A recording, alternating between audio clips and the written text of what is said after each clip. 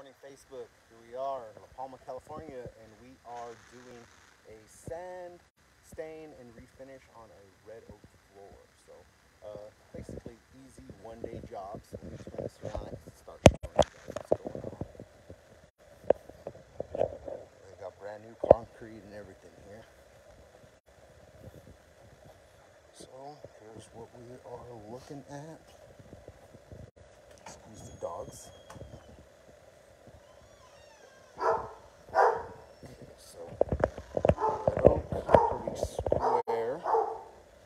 See, it's got a lot of wear, a lot of traffic areas. But I'm gonna sand this, make everything super nice for everybody. See scuff marks, stuff like that. All that will come out though.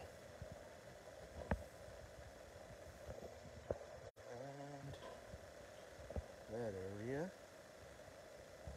And high traffic mark right there, but we're gonna lift all that, get everything down here.